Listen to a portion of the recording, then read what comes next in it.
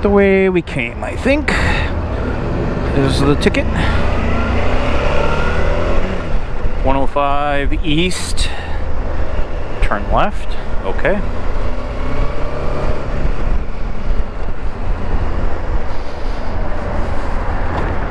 Whoa. I could go back the way I came to get to the freeway, I think, but...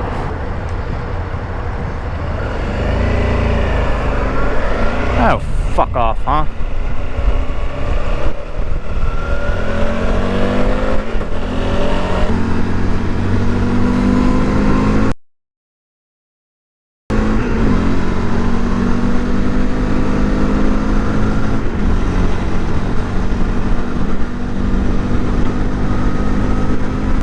Well, the class is over, and it was so much fun.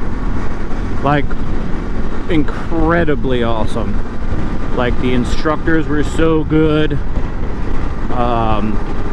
The course was really awesome. Like, the drills, the maneuvers, the everything, like, it was all just super duper cool. And dude, I've been riding a long time, and I learned a lot about just like motorcycle control, like low speed balance, turning, how to work the throttle, the clutch, how to feather the rear brake if you need to. Oh fuck, my goddamn lights aren't on again. There we go.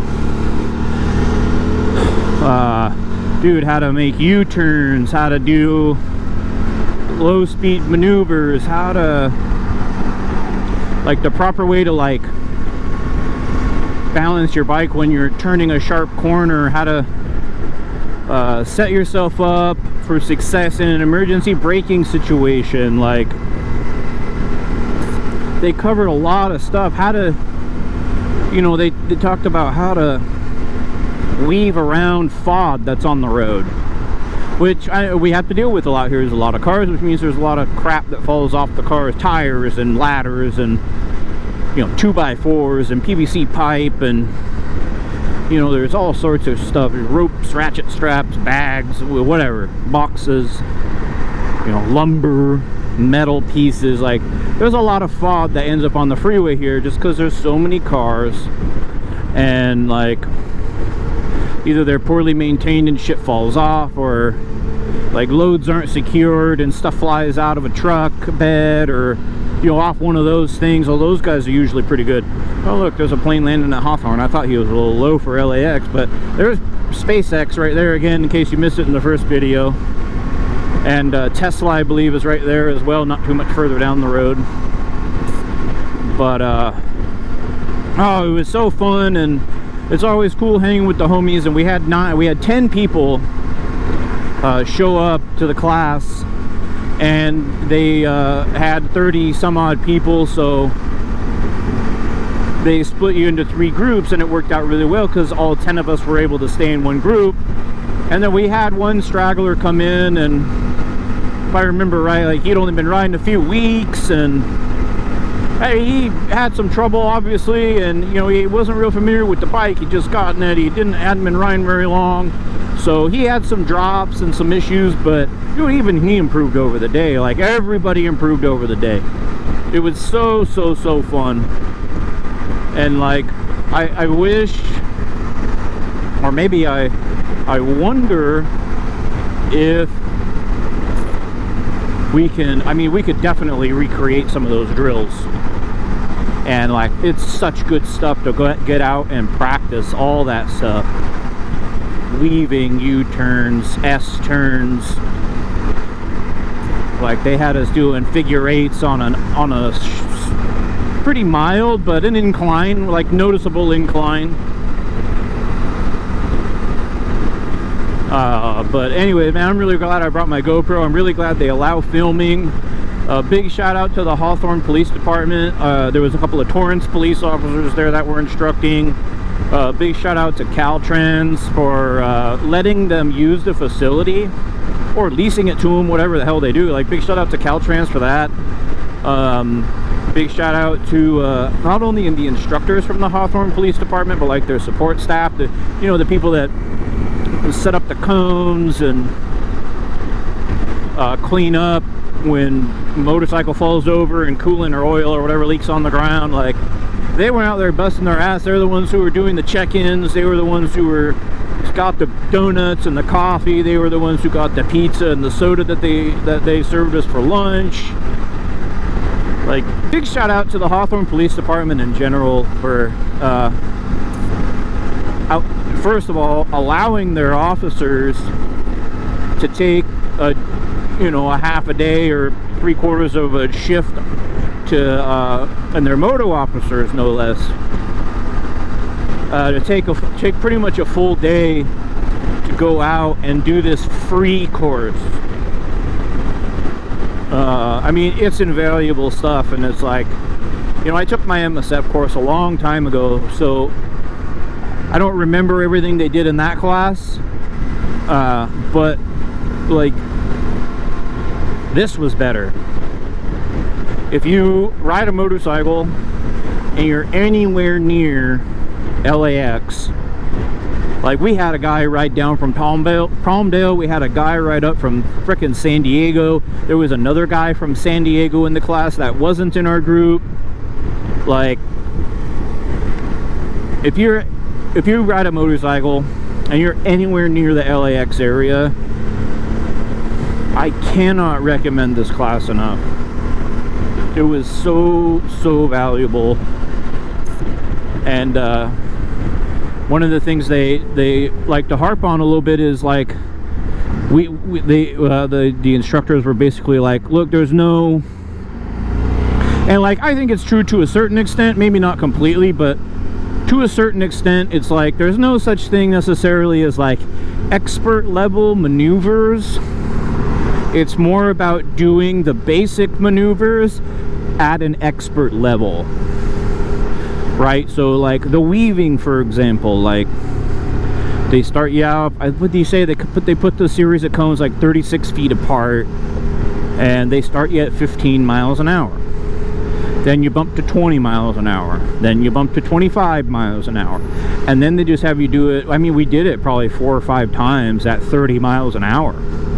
And 30 miles an hour isn't that fast, but if you learn how your bike handles when you are swerving like this, or weaving or whatever, if you figure out how it handles at 30 miles an hour, then you can practice that maneuver at 35 miles an hour, at 40 miles an hour, at 50 miles an hour.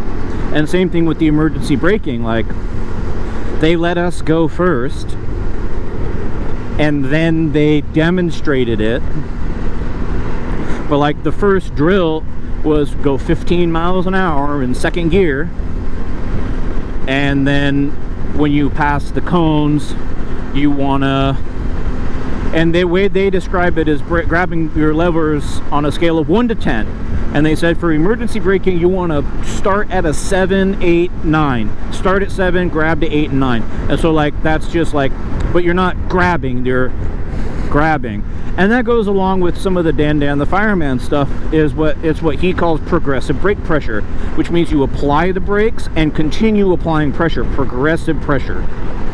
And so like, for us, it was something we've heard before, because a lot of us have or do watch DDFM videos, and he talks about progressive brake pressure as what you want to do, especially in an emergency situation, because if you just grab a fistful of front brake, you're either going to lock up your front, you're going to endo and lose balance. Like, it's not really, you don't want to do that, basically. So like, you don't want to go straight from 0 to 10 and just, then it's like grabbing front brake on a mountain bike almost. Like, you know, if you grab a fistful of front brake on a mountain bike, well, you're going over the handlebars.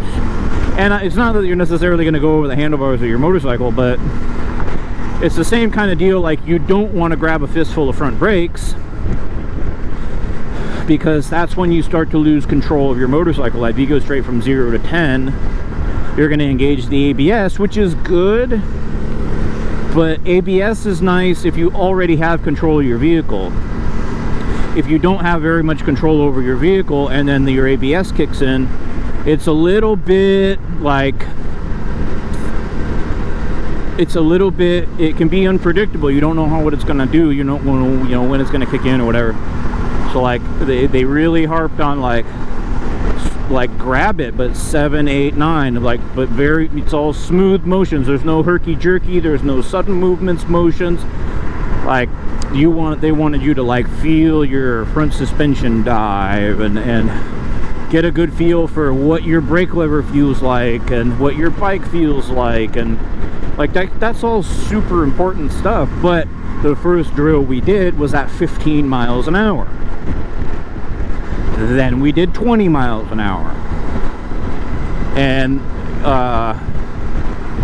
unfortunately we had a guy go down, I think at the 20 mile an hour mark. So we really didn't get to finish the drill, because I think it would have eventually increased to 25 and then 30 miles an hour, and they have you repeat that a few times so you can get a feel for your bike and improve on your stopping and all this kind of stuff. So unfortunately we didn't get to finish that section, but it's the same kind of deal. Like if you can start with the basics, then it starts to form your muscle memory, which, I mean, in an emergency situation, if your brain goes into panic mode, you revert to whatever training you have. And that's what they said. You're going to revert down to your training. You're not going to revert up to the emergency. Like if you haven't practiced emergency braking and you have to perform an emergency braking maneuver, you're probably going to crash, unless you spent time practicing those emergency braking maneuvers or the emergency swerving maneuvers or any kind of maneuvers, or, you know, slow speed stuff. Like how does your bike perform at slow speed? Like what's the balance, what's the best way to move your bike? Because like some of the guys, you know, they've got real sporty bikes and the handlebars don't move a lot, and lock to lock is not very much. Their turning radius might not be very good. So, you know, one of the things they talked about was one of the things they talked about for me on like intersection cornering or low speed cornering in that kind of a situation is keeping the bike upright, because like for me, I have a lot of bar movement. So like I can turn my bars really far, and if my bike's straight up and down, my turning radius is still pretty good. So they were like, what you don't want to do, right, is be on a low speed thing, have your bike tipped over, hit a patch of sand or a patch of oil or something like that, because you're going to wash out. And like that's never happened to me on the road, but it happened to me off-road one time, where I had the bike turned over or tipped over just a little bit because I was trying to do a little turn, and then I hit a nice big pile of sand, and you know, my front end washed out. I had bars at full. I was I didn't get myself into a very good situation, I'll say that.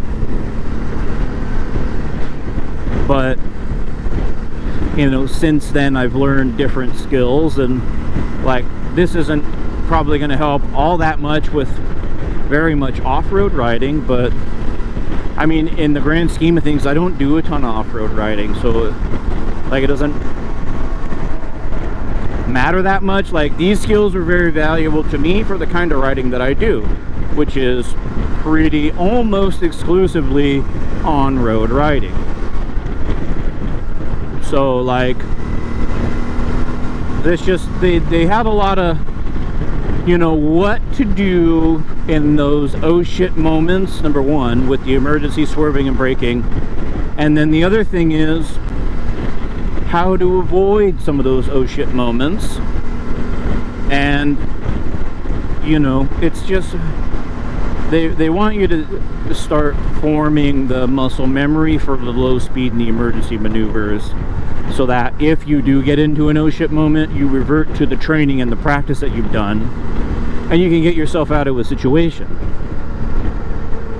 So, and that's what it was all day. That's all they concentrated on. All they talked about was proper head and eye movement. Like they talked about clutch and throttle, clutch and throttle, clutch and throttle.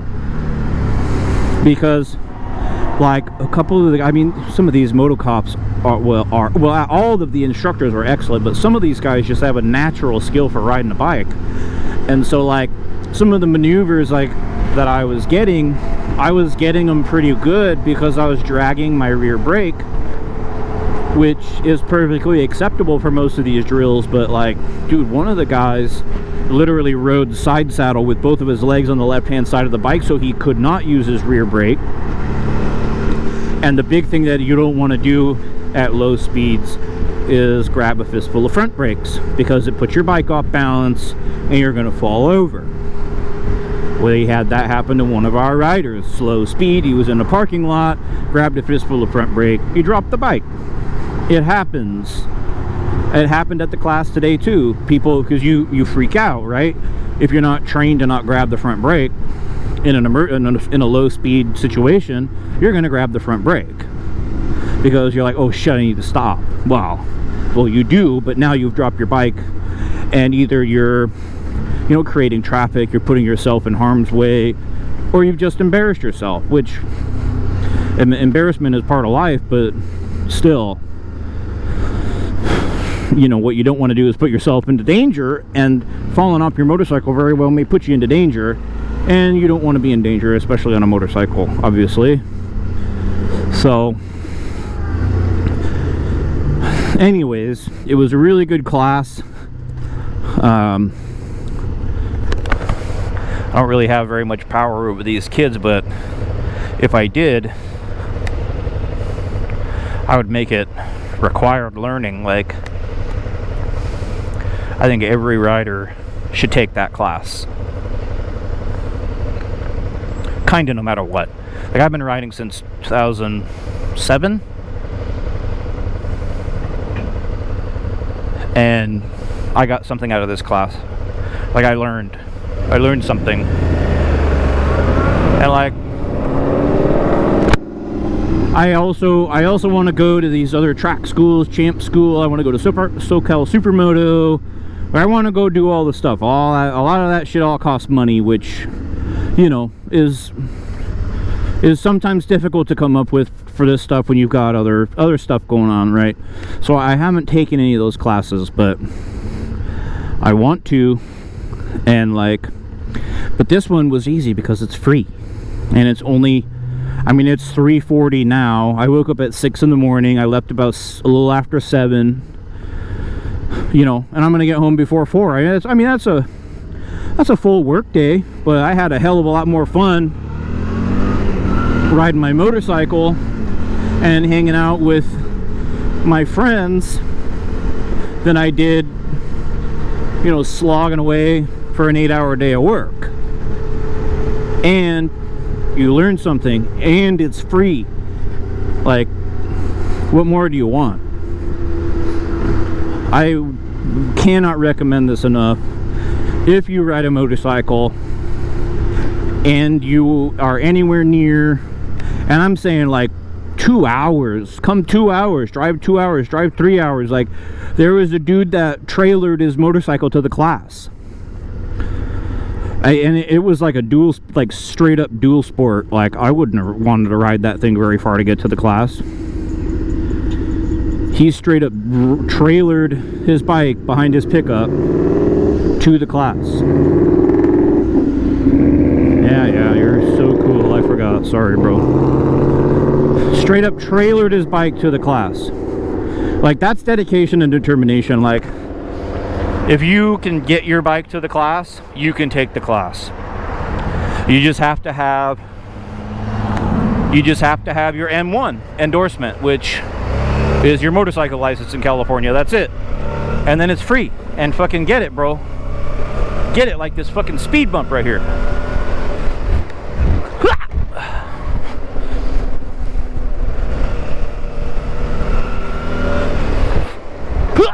Oh yeah.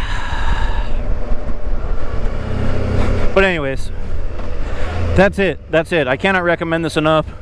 It's bring your own bike, so you learn how to do the stuff on your bike. Like, if you've got Dude, there was a dude out there with a fucking Road King with those giant beach bars like this.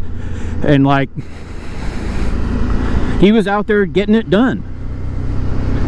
And there was a bunch of big Harleys there. There was maybe half a dozen big Harleys there.